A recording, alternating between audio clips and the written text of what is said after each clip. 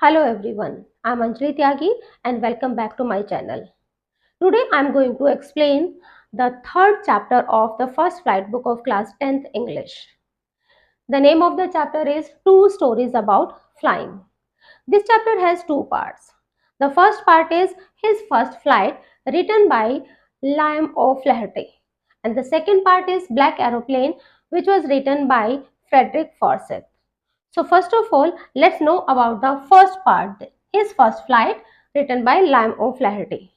Before starting the chapter, let's know about the author. Liam O'Flaherty, who was born on 28th of August in 1896 and died on 7th September in 1984. He was an Irish novelist and short story writer. He was one of the foremost socialist writers in the first part of the 20th century. 20th century के first part के ये जाने माने socialist writers में इनकी गिनती होती है. He wrote about common people's experiences and from their perspective. The theme of the chapter is self-confidence and courage. It means the need for courage and self-confidence to overcome our fear. Let's know the characters of this chapter or the flow chart. So first of all, there is young seagull. Seagull, it is the name of a bird. His father, his mother, his brothers and his younger sister. The story starts from this part. This is the story of a seagull. Seagull, it is a bird who lived on a ledge. What is ledge? Ledge, a narrow horizontal self-projecting from a wall or cliff. Suppose there is a wall and something taken out it, or this is a bird was sitting here. This is the ledge. लेज किसी wall या किसी Cliff के साथ में एक बाहर निकला हुआ एरिया होता है जो इस तरीके से होता है. The seagull has two brothers and one sister. His brothers and sister they flew away from the ledge a day before. उसके ब्रदर्स और उसकी जो सिस्टर थी वो एक दिन पहले उस लेज से उड़ करके जा चुके थे. He couldn't fly with them. He had been afraid. He couldn't fly. But जो सीगल है वो उड़ नहीं पाया क्योंकि वो डर गया. क्या देख करके?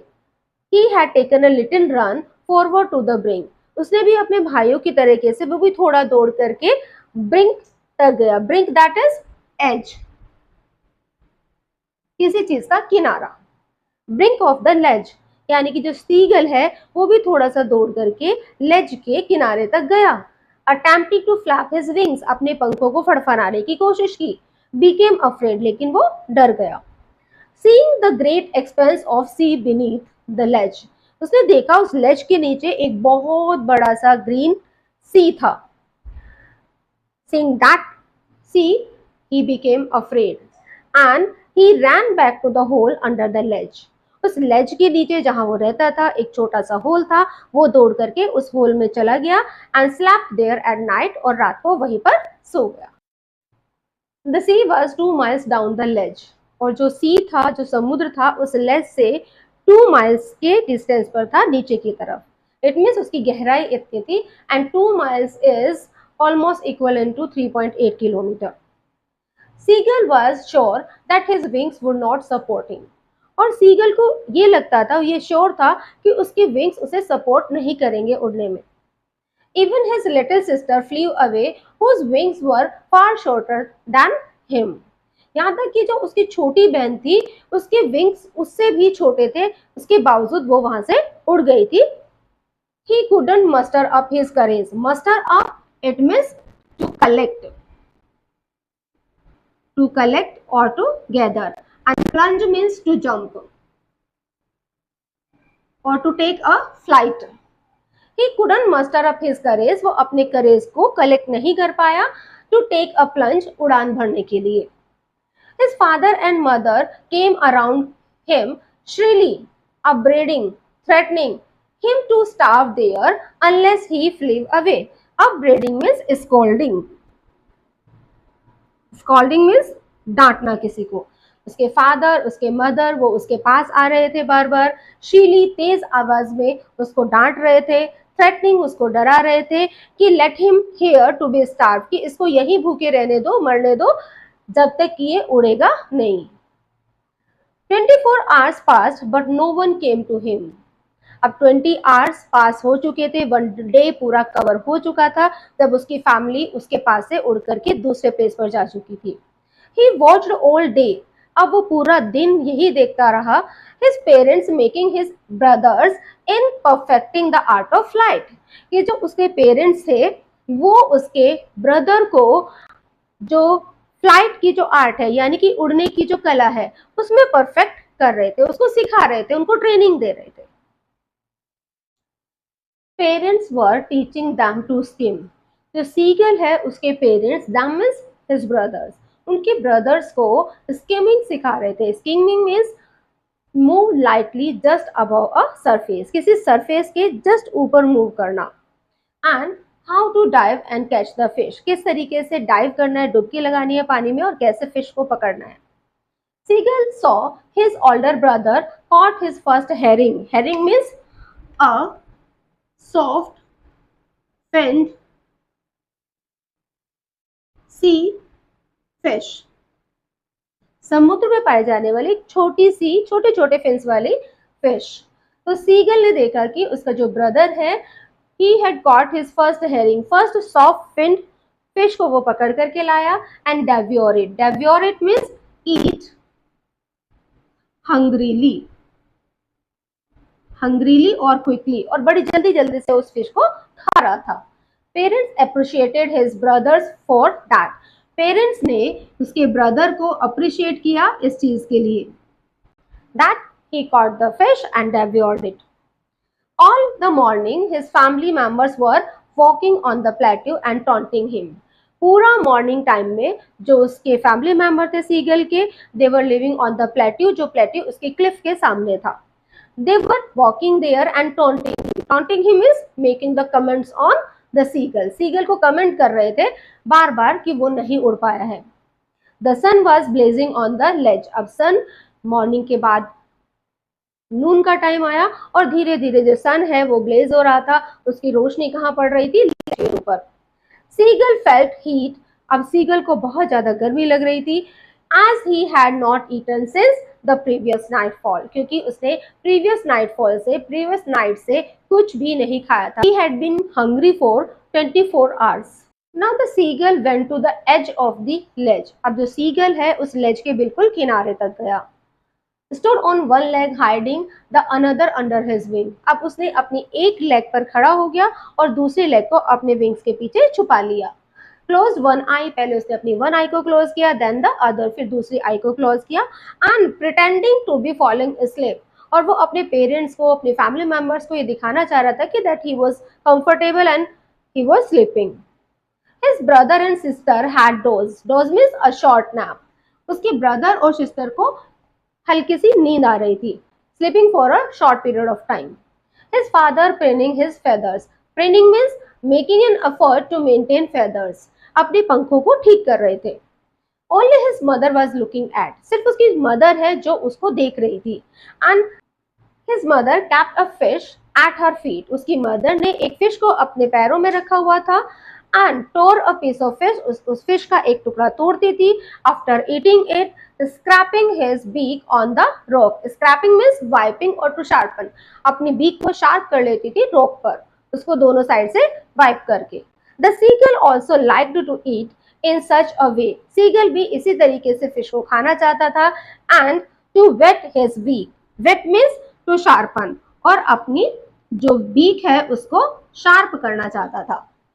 So he also wanted to eat the fish. Ga ga ga cried begging her to bring food. अब जो सीगल था फूड को देख करके बिल्कुल मैडन हो चुका था और उसने अपनी वॉइस में गा गा गा करके अपनी मदर से वो बेगिंग कर रहा था, रिक्वेस्ट कर रहा था टू ब्रिंग सम फूड। गा Cola scolding him saying him stupid creature, गा कोला ऐसा बोल करके उसकी मदर ने उसको डांटा और उसको एक स्टूपिड पर्सन और स्टूपिड क्रिएचर बताया। After a minute the seagull screamed with joy, लेकिन 1 मिनट के बाद जो सीगल था वो खुशी से एकदम चिल्ला उठा। His mother had picked up a fish and was coming towards him, क्योंकि उसने देखा कि उसकी मदर ने एक फिश को उठाया और वो किसकी तरफ आ रही थी, सीगल की तरफ आ रही थी। The seagull was eager and tapping his feet. अब सीगल बहुत ज्यादा ईगर था, बहुत ज्यादा डेस्परेट था, तो he was tapping his feet, अपने फीट को टैप कर रहा था बार बार एज पर कि जल्दी से उसे वो खाना मिल जाए। Mother came in front of him and hit halted. अब जो मदर है वो एकदम से उसके सामने आई उड़ करके और थोड़ा सा डिस्टेंस पर आकर के हॉल्टेड मीन्स स्टॉप्ड, वहां आकर के रुक गई। The food was almost in his reach, खाना बिल्कुल उसके सामने था, but he was surprise why his mother stop there. Madden with hunger the seagull jumped at the fish. अब खाने को देख करके वो बिल्कुल पागल सा हो गया था भूख की वजह से, तो सीगल ने एकदम से जंप कर दिया किसके ऊपर, फिश के ऊपर, to eat it. Screamed with fear and terror seized him. और जैसे ही वो उड़ा तो उसको एकदम से वो डर गया और उसका जो टेरर है उसने उसको जकड़ लिया। हिज हार्ट स्टूड स्टिल, उसका दिल जो है बिल्कुल रुक गया। And he couldn't hear anything, और उस टाइम पर उसे कुछ भी सुनाई नहीं दे रहा था। But it lasted a minute, लेकिन जो उसका डर था बस वो 1 ही मिनट के लिए रहा। The next minute he found his wings spread, अगले ही मिनट, अगली ही क्षण उसे लगा कि उसके जो विंग्स है वो फैलने शुरू हो गए। He was not falling headlong down, अब वो नीचे की तरफ सर के बल नीचे नहीं गिर रहा था। He was soaring gradually downward and outward. Soaring means flying. अब वो उड़ रहा था धीरे धीरे बाहर की तरफ और नीचे की तरफ। He was no longer afraid, अब उसे कोई भी डर नहीं था। He felt a bit dizzy, but वो क्या फील कर रहा था, थोड़ा डिजी अनकॉन्शियस फील कर रहा था, due to the hunger and due to the tiredness. He flapped his wings and soared upward, saying, "Ga ga ga ga ga ga, go cola." अब वो अपनी ही आवाज में अपनी खुशी को शो करते हुए, गाते हुए, अपने विंग्स को फ्लैप करके ऊपर की तरफ उड़ रहा था। His family members were flying around him, screaming happily. अब उसके जो फैमिली मेंबर्स थे वो भी उसके चारों तरफ उड़ रहे थे, उसके साथ साथ उड़ रहे थे। दे वर प्रेजिंग हिम, और अपनी स्क्रीमिंग थोड़ी तेज आवाज में चिल्ला करके अपनी खुशी जाहिर कर रहे थे। Near the sea flying straight over it. अब जो सीगल था वो सी के बहुत नियर आ चुका था और उसके ऊपर स्ट्रेट उड़ रहा था। He saw vast green sea beneath him with little ridges. उसने देखा कि जो वो ग्रीन सी था, वास्ट ग्रीन सी, उस लेज के नीचे था, उसमें छोटी छोटी रिजेस मीन्स वेव्स, छोटी छोटी लहरें आ रही थी। His family members had landed on water. उसके जो फैमिली मेंबर्स थे वो ऑलरेडी वाटर पर लैंड कर चुके थे। beckoning him, beckoning means calling, वो उसको बुला रहे थे। and dropped his leg to stand, तो सीगल ने भी अपनी लेग्स को ड्रॉप कर दिया वाटर में स्टैंड करने के लिए। his leg sunk, लेकिन उसकी लेग संक कर गई, डूब गई उसमें। screamed with fright, और ये देख करके जो सीगल था वो बहुत जोर से डर के मारे चिल्लाया। wanted to rise his legs, couldn't do due to hunger and as he was tired. He wanted to lift his leg, वो अपनी legs को ऊपर उठाना चाहता था बचाने के लिए, लेकिन वो ऐसा बिल्कुल भी नहीं कर पाया क्योंकि वो टायर्ड था और भूखा भी था। फीट sank into water, उसके जो फीट है पानी में डूब गए। His belly touched it, और उसकी belly जो है, स्टमक जो है, उसने वाटर को जैसे ही टच किया, he started to float, वो पानी के ऊपर तैरना शुरू हो गया। His family members were screaming, praising and offering him the scraps of dogfish. अब उसके जो फैमिली मेंबर है वो उसको क्या करने लगे, उसके चारों तरफ खुशी खुशी चिल्लाने लगे, उसकी तारीफ करने लगे और अपनी बीक से उसकी बीक में डॉग फिश के छोटे छोटे स्क्रैप टुकड़े डालने लगे। He had made his first flight. In this way, the seagull had made his first flight. So this is all about the chapter. Hope you got it. Thank you very much for listening me.